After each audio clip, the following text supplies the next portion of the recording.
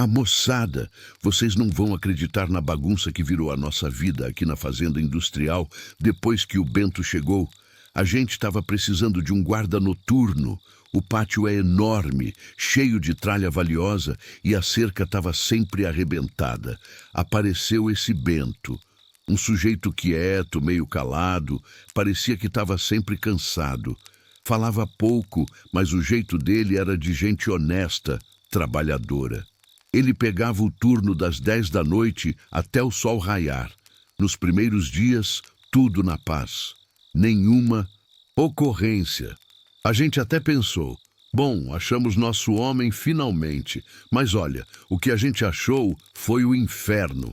A coisa começou sutil, sabe? Aqueles barulhos que a gente ignora. Um latido de cachorro mais rouco do que o normal, um arranhado na parede do galpão que a gente jurava ser rato grande. Mas aqui, onde a gente lida com metal e concreto, som não some, ele amplifica. E esses barulhos não eram de bicho comum. Eram sons pesados, como se algo enorme estivesse respirando perto de você, bem perto. O primeiro sinal que algo estava errado, muito errado, foi quando o Zé, o motorista que chega de madrugada, viu as marcas. Marcas que pareciam ter sido feitas por uma garra de urso, mas mais longas, mais profundas, rasgando o portão de ferro como se fosse papel. Eram marcas impossíveis para qualquer animal conhecido na região. E elas sempre apareciam na mesma hora, depois que o Bento tinha ido embora e antes da gente chegar. A princípio, a gente deu de ombros pensando que era vandalismo ou coisa de moleque desocupado que arrastava ferramenta. Mas as marcas eram consistentes, sempre 3 sulcos paralelos e brutais. Começamos a revisar as câmeras de segurança. O Bento estava lá, fazendo a ronda, andando lento com a lanterna, um sujeito normal, pacato. Mas em certos momentos, perto das 3 da manhã, a imagem ficava granulada, a luz piscava, e ele simplesmente sumia do quadro por um tempo, reaparecendo minutos depois, meio ofegante, limpando algo das mãos. A gente nunca conseguia ver o que ele fazia nesse meio tempo.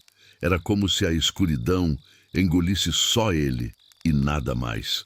Isso já começou a nos deixar de cabelo em pé. A gente conversava. Será que ele está dormindo? Será que está fumando em algum lugar proibido? Mas o medo era outro.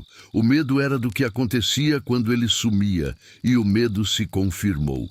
Uma noite, ele sumiu de vez. Deixou só a farda dobrada e uma poça de lama escura perto do portão. E as garras. Ah, as garras tinham feito uma festa naquele portão. Era a prova de que o Bento era a ameaça. A gente contratou um guarda, mas veio um monstro. E o mais assustador é pensar, quantos Bentos andam por aí vestindo um uniforme, esperando a noite para mostrar o que realmente são? Será que você já cruzou com alguém assim, que te deu um arrepio sem motivo, mas parecia tão inofensivo? Me conta nos comentários. Qual foi a coisa mais assustadora que você já viu, que parecia perfeitamente normal à primeira vista? Eu sou o Cláudio, o gerente noturno, e a responsabilidade de manter a ordem caía nas minhas costas. Depois de ver as marcas de garra pela primeira vez, eu comecei a monitorar o Bento de perto, mas à distância. Eu ficava no escritório, vendo as imagens da segurança, tentando encontrar a falha. O Bento era metódico. Ele fazia o seu percurso, iluminando os cantos, mas havia um peso no silêncio dele que incomodava. Ele não assobiava, não usava rádio, só andava. A sensação era de que ele estava ouvindo algo que nós não ouvíamos. Numa quinta-feira, por volta das 02h45 da manhã, eu estava bebendo meu café frio e assistindo a câmera 4, que cobria a área de estoque de paletes. O Bento estava de costas para a câmera, parado, olhando para a cerca de trás. Fiquei esperando que ele se movesse, mas ele ficou estático por quase 5 minutos. Então, a cena se tornou perturbadora. Eu juro que ouvi, através do áudio da câmera, que captava muito ruído de fundo, mas era funcional. Um som que não pertencia ao ambiente.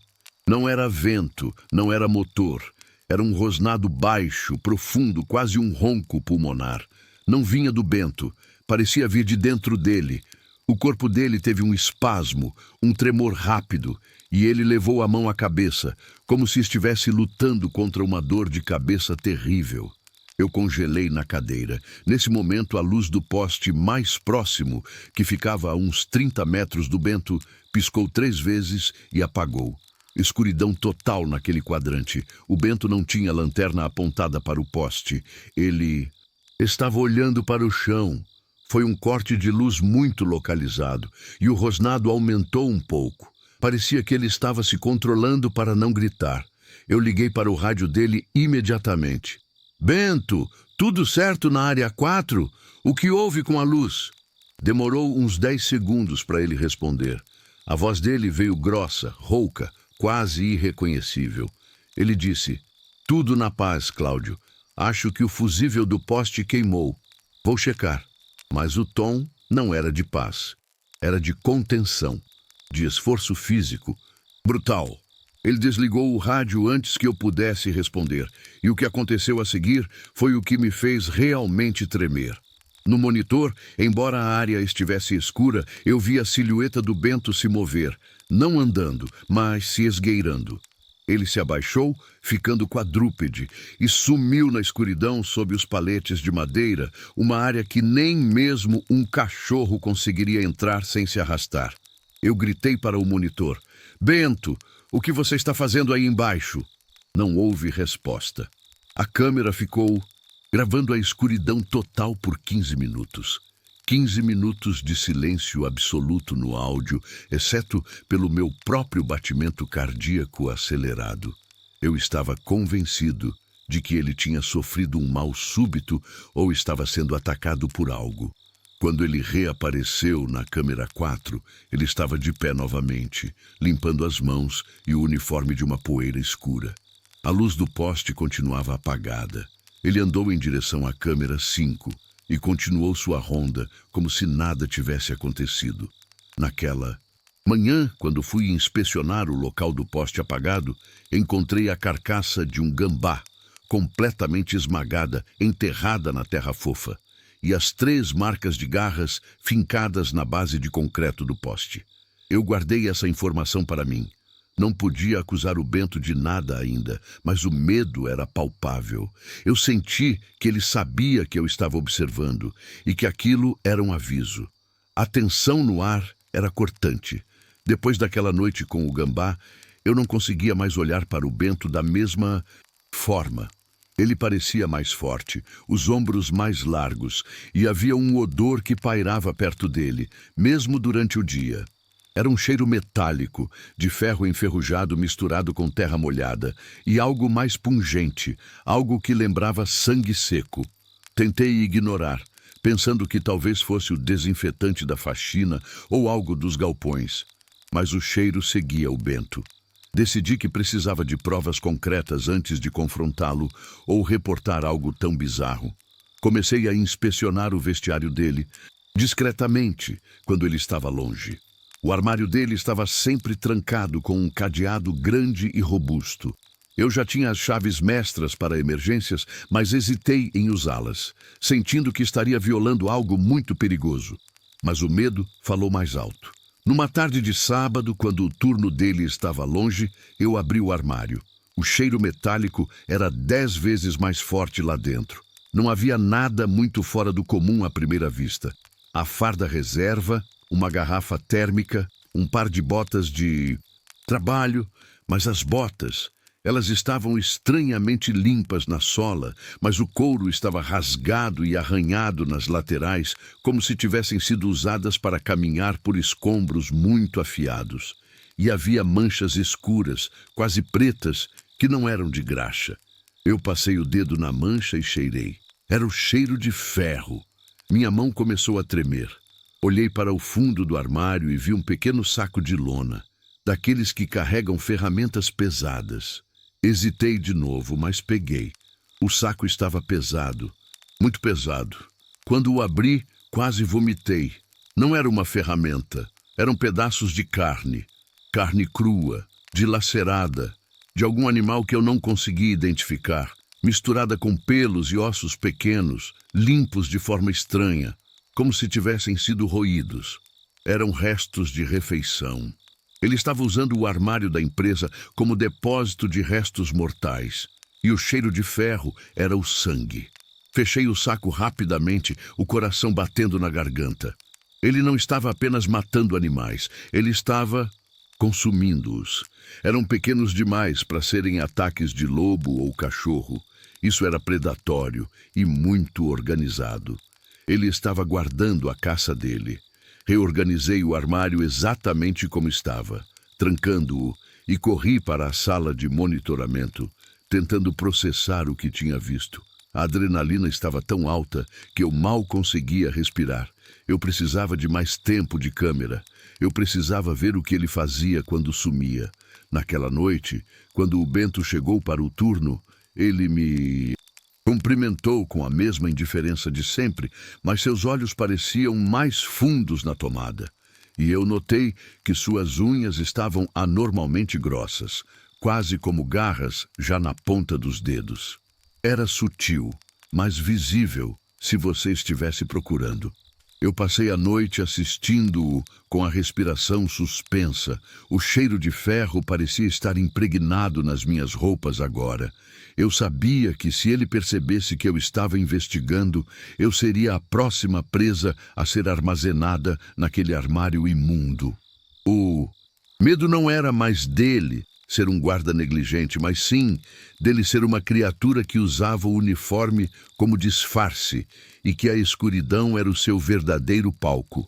Eu precisava do flagrante. Passei a noite seguinte isolado na sala de monitoramento, com todas as luzes apagadas, tomando cuidado para que o rádio estivesse no volume mínimo. Eu rebobinei e avancei as imagens de várias noites. A primeira vez que ele sumia era sempre perto das 02:30. Naquela noite específica que eu estava revisando, o vento estava forte e a câmera externa tremia um pouco. Eu estava concentrado no momento em que ele passava pela câmera 7, que cobria uma longa fileira de contêineres vazios. O Bento parou. Ele se virou, olhando diretamente para a lente, e eu tive um arrepio. Não porque ele me viu, mas porque a expressão dele mudou. O rosto pacato sumiu, substituído por algo que parecia selvagem. Os músculos da mandíbula tensos, a testa franzida em puro esforço. Ele fez um movimento rápido, levou as mãos à gola da camisa do uniforme e rasgou-a com uma força descomunal, como se o tecido estivesse sufocando ele. Nesse ponto, o som captado pela câmera era um gemido gutural, seguido pelo estalo seco de ossos. E não eram os ossos dele, eram os ossos do uniforme. A forma como ele respirava mudou, era ofegante, acelerada, como um animal que acabou de correr uma maratona. E então a transformação começou. Não era mágica, era biológica, terrível. O corpo dele começou a se curvar para frente. A coluna vertebral, visivelmente sob a farda, fez um arco bizarro, antinatural, e ele ficou mais baixo, mas muito mais largo. Os braços alongaram-se desproporcionalmente e os dedos, que eu tinha notado mais grossos, agora pareciam se fundir em patas. Ele estava lutando contra isso. Eu podia ver o suor e a agonia, mas a mudança estava sendo forçada de dentro para fora. O tecido da calça e da camisa começou a esticar-se ao limite. O som que veio a seguir me fez tapar os ouvidos. Um rasgo violento, não apenas do tecido, mas da carne. Pelo escuro e áspero começou a irromper pela pele onde o uniforme cedia. O Bento, ou o que restava dele, caiu de 4. A cabeça baixou e o queixo se alongou em um focinho rudimentar. Os olhos, ainda visíveis nas sombras do capuz, brilhavam com uma luz vermelha refletida, não de humanidade, mas de pura fome. Ele era um lobisomem.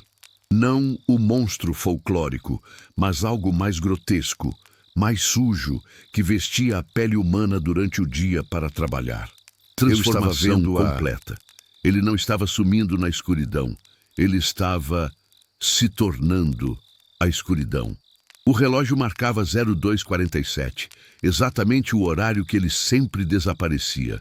A criatura, agora totalmente formada, era maciça, talvez o dobro do tamanho de um lobo grande, com a postura bizarra e desequilibrada de algo que não estava totalmente adaptado à nova forma, mas era infinitamente mais perigoso. Ele cheirou o chão algumas vezes e, então, com uma velocidade assustadora, correu para fora do campo de visão, em direção à floresta que margeava o pátio. Eu parei a gravação. Minhas mãos tremiam tanto que eu quase quebrei o mouse. Eu tinha a prova. Eu tinha o horror registrado em vídeo, mas o que eu faria com ela? Se eu mostrasse, quem acreditaria? E se o Bento descobrisse que eu sabia, ele não me deixaria viver para contar a história. Eu estava sozinho com a verdade, preso na sala de segurança, sabendo que a cada noite um monstro vinha trabalhar conosco. Depois de ver o vídeo, minha rotina virou uma prisão. Eu não podia reportar, não podia fugir e tinha que manter a fachada de que tudo estava normal. Eu cheguei a pensar em sabotar o caminhão do Bento, mas sabia que ele poderia rastrear a origem e me eliminar. Meu único recurso era o monitoramento e a preparação para o inevitável. Passei a trancar a porta do meu escritório com barras de ferro, além do trinco normal. Eu estava pronto para passar a noite ali, encolhido. Na noite seguinte, o Bento apareceu, aparentemente normal, vestindo uma farda nova, impecável. O cheiro metálico estava mais suave, mas ainda ali. Ele parecia me olhar de forma diferente, com um conhecimento silencioso. Eu desviei o olhar. Às 02:40, a energia da área externa falhou de novo, dessa vez de forma mais ampla, cortando a iluminação de 4 postes. Eu sabia o que estava por vir. Corri para a tela de monitoramento e aumentei o contraste nas câmeras infravermelhas. Lá estava ele. Ou aquilo. A transformação foi mais rápida desta vez, mais violenta. Não houve gemido, apenas o rasgar furioso do tecido e um estalo seco, seguido por um baque no chão. A criatura se moveu em direção ao portão principal, onde as marcas de garra eram sempre encontradas. Eu vi a silhueta maciça, movendo-se com uma agilidade que desmentia seu peso. Ele parou no portão de ferro reforçado. Não havia nada do lado de fora. Não havia intrusos. Ele estava apenas ali, testando o limite, exercitando a força.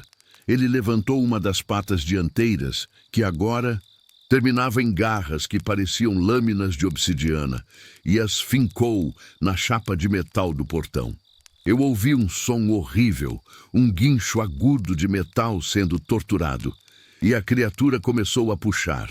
Com uma força que desafiava a física, ele rasgou o portão. Não era uma abertura limpa, era uma deformação brutal, deixando 3 sulcos fundos no aço que só poderiam ser feitos por uma prensa hidráulica ou por um monstro. Ele estava se divertindo. Ele não queria escapar, ele estava marcando território, nos lembrando da sua capacidade de destruição. Depois de alguns segundos de violência pura, a criatura soltou o portão, que ficou permanentemente dobrado e inútil. Ela cheirou o ar e, para meu pavor, virou-se e começou a caminhar em direção ao prédio administrativo, onde eu estava. Meu coração parou. Eu apaguei a tela do monitoramento, na esperança de que ele não sentisse a radiação da tela. Peguei o pé de cabra que eu tinha escondido debaixo da mesa. O silêncio era total, exceto pelo som de patas pesadas e amortecidas se aproximando. O cheiro de ferro se intensificou, misturado com o cheiro úmido de animal selvagem. Eu podia ouvi-lo. Ele estava na porta. Uma sombra enorme passou pela fresta inferior. Ele arranhou a porta do escritório. Não era um arranhão de animal, era um teste, um aviso.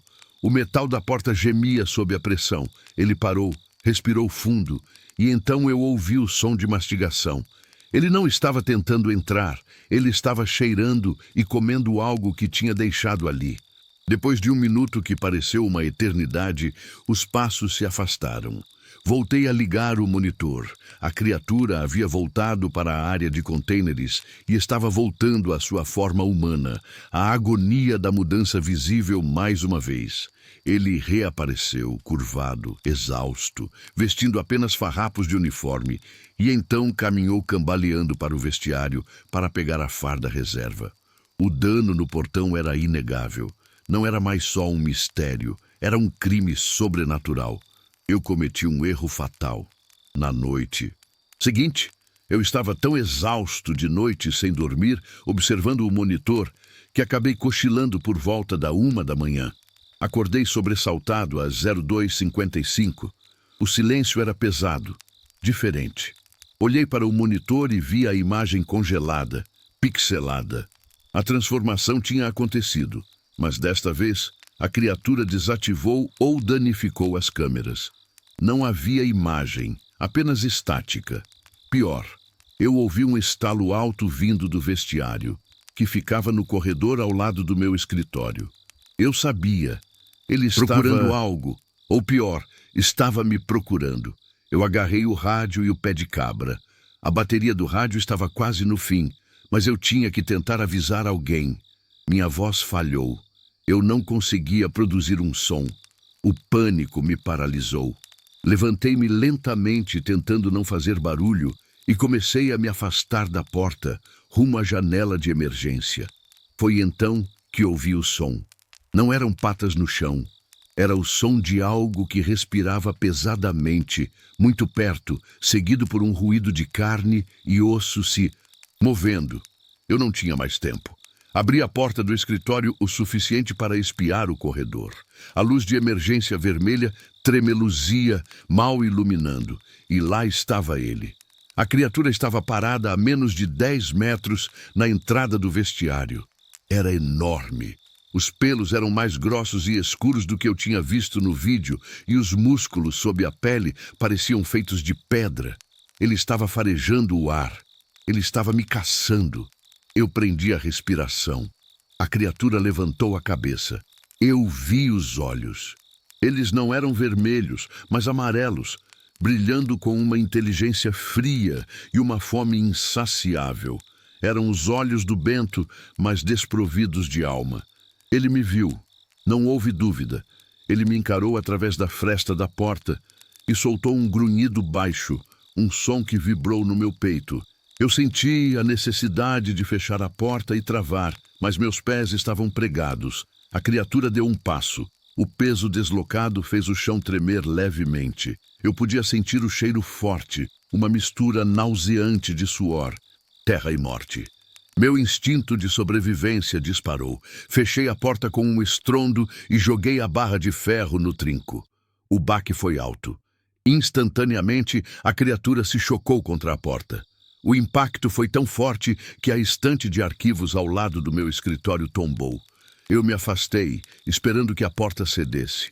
O monstro começou a bater na porta com as patas dianteiras, não de forma desordenada, mas com golpes calculados, procurando o ponto fraco. O metal começou a se deformar, curvando-se para dentro. Eu gritei, não de medo, mas de frustração, porque eu sabia que o metal não aguentaria mais que alguns segundos. Eu corri para a janela, rasguei a cortina e tentei abrir a tranca. Eu estava quase lá quando os golpes pararam. Um silêncio ensurdecedor preencheu o espaço. A criatura não estava mais atacando. Estava parada, respirando pesadamente do lado de fora. Eu olhei para a porta e vi, através da chapa metálica fina, 3 pontas escuras perfurando o material. As garras a tinham atravessado. Elas estavam a centímetros do meu rosto. Eu recuei, tropeçando. Ele sabia que eu estava ali, esperando, e ele estava apenas brincando, me aterrorizando antes de entrar. Eu sobrevivi àquela noite me escondendo sob a mesa, com a criatura farejando e arranhando a porta até o sol começar a subir. Quando os primeiros raios de luz atingiram a janela, ouvi o guincho de dor e a luta do Bento voltando à forma humana. A criatura se foi e eu esperei mais 1 hora antes de sair. A porta estava destruída, o metal rasgado em 3 grandes sulcos verticais. Mas o terror não tinha acabado. Quando o dia clareou totalmente, eu consegui ligar para o Zé, o motorista. Pedi para ele não vir sozinho, para trazer a polícia, mas ele só chegou com um amigo, o Damião. Eu não consegui explicar o que era. Apenas disse: o Bento se foi. E fez um estrago horrível no portão e no meu escritório. Precisamos entrar com cuidado. Eu os encontrei no portão principal, que estava grotescamente deformado, pendurado por um único eixo dobrado. Eles ficaram brancos. O que foi isso, Cláudio? Um trator desgovernado? Perguntou Zé chocado. Não, Zé. Foi o Bento. Ele não é o que parece. Eu não tive coragem de mostrar o vídeo ainda. Entramos lentamente, checando o pátio. O vestiário estava aberto. A farda reserva do Bento estava rasgada no chão, coberta de lama escura e, inconfundivelmente, sangue. Foi aí que o Zé gritou.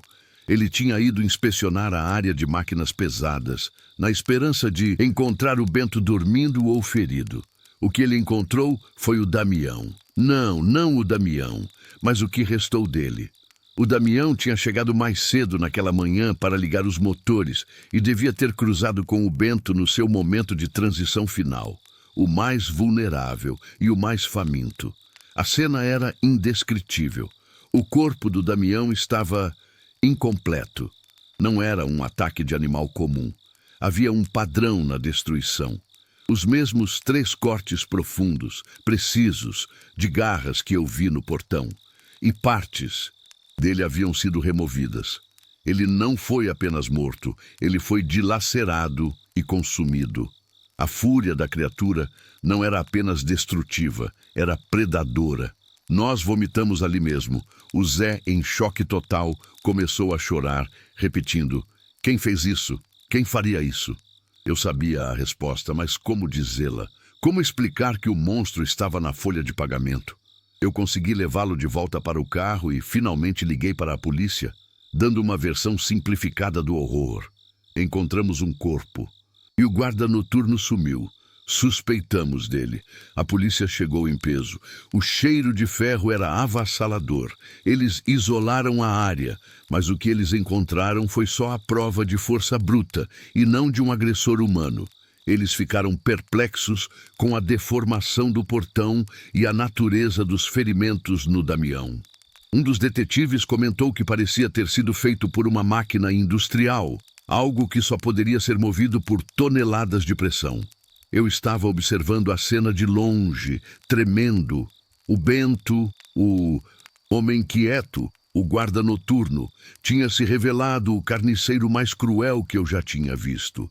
E ele tinha tirado a vida de um amigo, transformando o nosso local de trabalho em um açougue.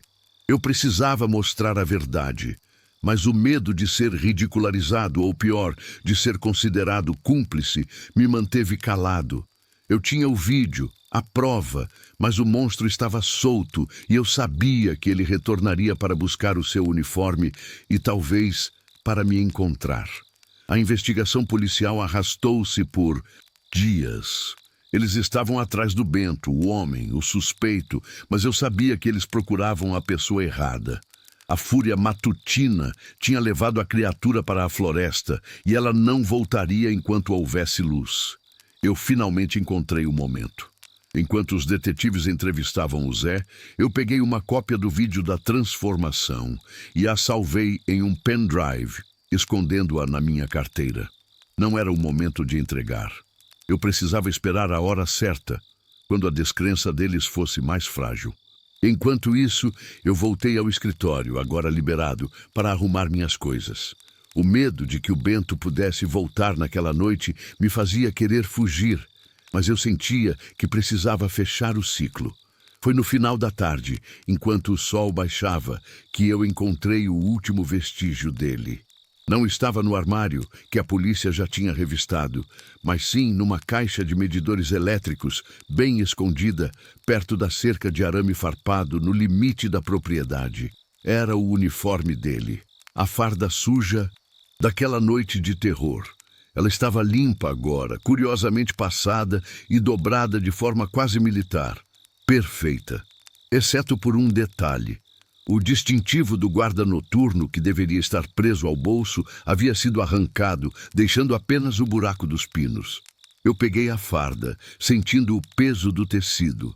O cheiro de ferro havia sumido, substituído pelo cheiro de amaciante, como se ele tivesse lavado e dobrado a roupa logo após a matança.